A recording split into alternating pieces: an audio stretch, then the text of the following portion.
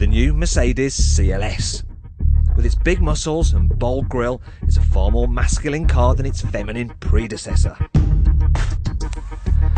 You might be thinking this new shape isn't quite as sleek as the old one, but here's a surprise, because it's actually 10% more aerodynamic.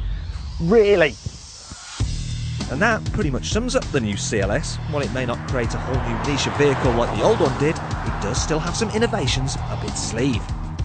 These headlamps each contain 71 LEDs, and the beam they create is closer to natural daylight than you get from normal xenons. Now the units themselves can do main beam, they can also do high beam, and they're directional, which is a first for an LED headlamp on any production car.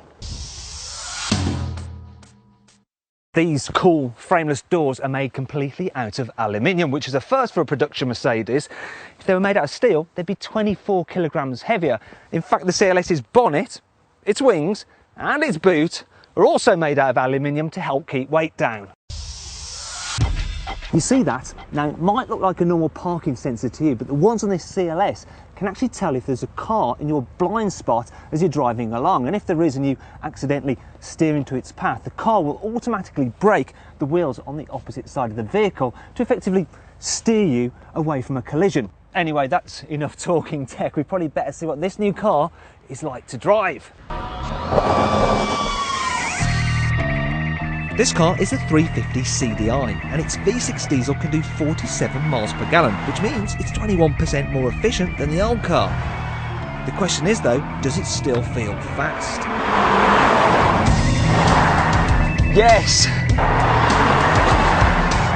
With 265 horsepower on tap, 0 to 62 miles an hour takes just 6.2 seconds.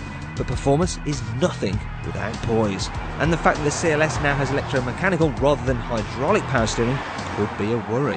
However, Mercedes claim the new system is actually sharper and more responsive. So is it?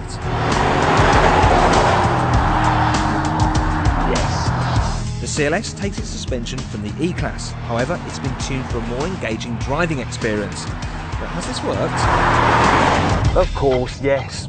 Although I should probably stop being quite so glib and, provide you with a little bit of colour, because dynamically this new CLS really does move the game on in terms of handling. I mean, you get it on a twisty road like this and it really is really good fun. And yet, when you're just cruising along, it's supremely comfortable as well.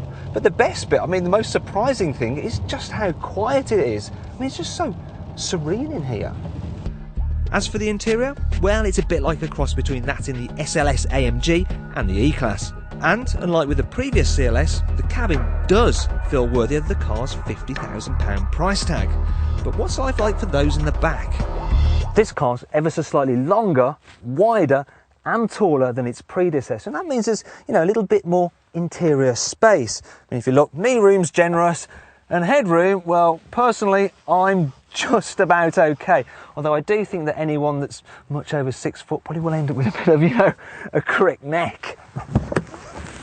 So then, what's the overall verdict on the new CLS? Well, I have to say, it's not as groundbreaking as the original, but then it's not going to be, is it? Because it's not creating a whole new class of vehicle. However, I do think that it is better in every conceivable way. And yes, I do also mean in the way it looks.